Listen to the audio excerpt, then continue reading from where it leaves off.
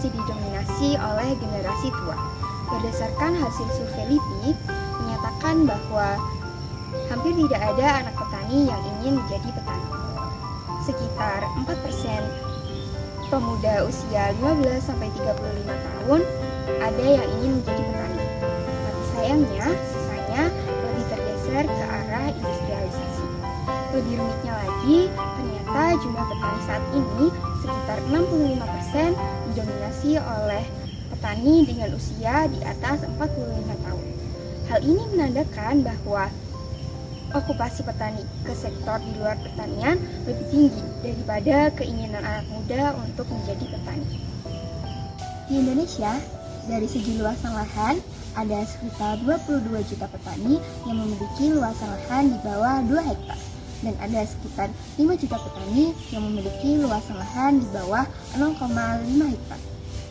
Ternyata, luasan lahan ini juga berpengaruh terhadap regenerasi petani muda.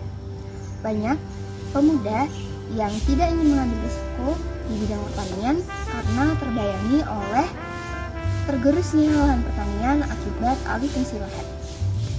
Dalam mengatasi masalah regenerasi ini, Kementerian Pertanian melakukan beberapa upaya. Upaya yang pertama adalah dengan pendampingan mahasiswa untuk meningkatkan produksi pangan.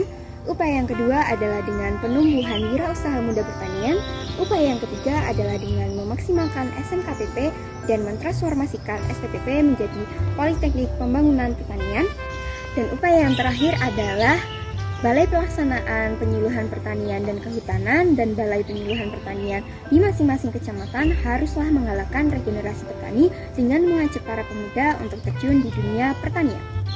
Namun, tantangan menjadi seorang petani bukan hanya tentang anomali cuaca, serangan hama dan penyakit, tapi juga berkaitan dengan penentuan harga di pasaran. Banyak petani Indonesia yang mendapatkan keuntungan yang sedikit dan tidak sedikit dari mereka yang tidak balik modal. Berdasarkan data Badan Pusat Statistika per Juni 2017, nilai tukar petani mengalami kenaikan dari bulan sebelumnya sebesar 0,38% atau sebesar 100,53, sedangkan nilai tukar usaha rumah tangga petani mengalami kenaikan sebesar 0,41% atau sebesar 109,59 dibanding bulan sebelumnya. Memang, dalam skala nasional, tingkat kesejahteraan petani meningkat. Namun, dapat diindikasikan tingkat kesejahteraan petani belum merata di berbagai daerah ketika kenaikannya kurang dari 0,5%. Kampus sebagai basis regenerasi petani muda. Hal ini pernah disinggung oleh Bapak Presiden Joko Widodo dalam Dies Natalis IPB ke-54. Hal ini menunjukkan bahwa regenerasi petani muda di Indonesia ini sangat sedikit. Apalagi jika lulusan mahasiswa di bidang ilmu pertanian itu bekerja di perbankan ataupun di non pertanian. Lantas siapa yang akan menjadi petani? Paradigma ini harus segera dihapus dari kampus maupun dari pemerintah agar supaya para mahasiswa itu juga mau menekuni di bidang pertanian itu sendiri.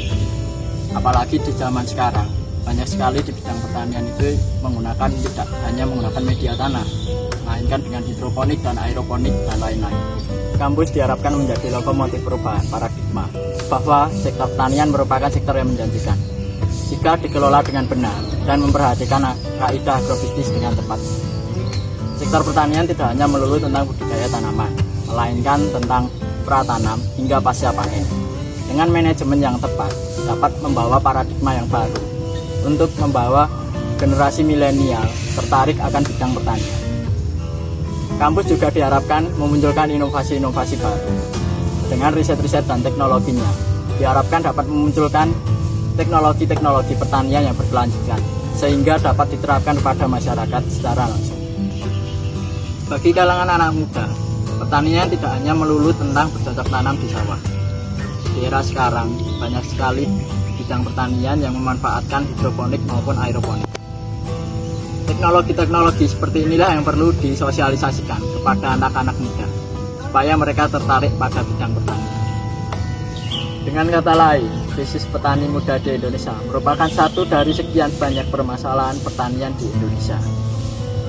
Untuk itu diperlukannya pemerintah, kampus, dan petani muda itu sendiri.